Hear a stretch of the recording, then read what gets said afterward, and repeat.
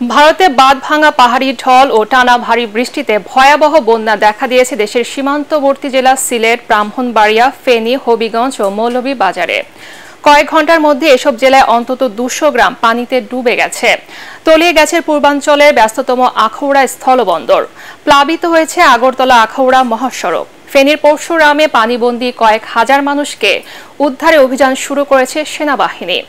ব্রাহ্মণবাড়িয়ায় ডুবে এক গৃহবধূর মৃত্যু হয়েছে। প্রতিনিধিদের তথ্য ছবিতে আরো জানাচ্ছেন ফারহিন ইসলাম টুম্পা। রাতে হঠাৎ করেই উজান থেকে নেমে আসা পাহাড়ি ঢল ও টানা বৃষ্টিতে তলিয়ে যেতে থাকে সীমান্তবর্তী বেশ কিছু গ্রাম। প্রথমে খারাপ হয় সিলেট ও হবিগঞ্জ জেলার নিম্নাঞ্চলের পরিস্থিতি। কিছু বুঝে ওঠার আগেই অনেকের বাড়িঘর তলিয়ে যায়, অনেকে আটকা পড়েন পানির মধ্যে।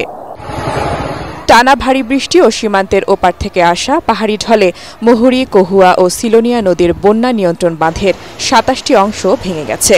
পানি ঢুকে একের পর এক গ্রাম তলিয়ে যাচ্ছে। প্রায় 2 লাখ মানুষ পানিবন্দী হয়ে পড়েছেন ফেনীর সীমান্তবর্তী ওই উপজেলাগুলোতে।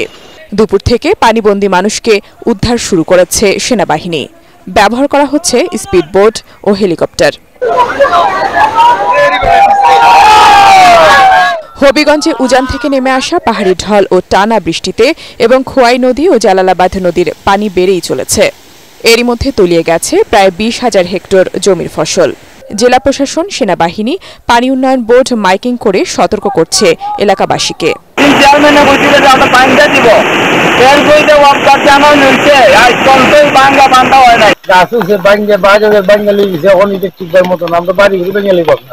ভারতের ত্রিপুরায় অতিবৃষ্টির কারণে বাংলাদেশের উত্তর পূর্বাঞ্চলীয় সীমান্তবর্তী নদীবেষ্টিত মৌলভীবাজার জেলার সবকটি নদীর পানি বেড়েছে।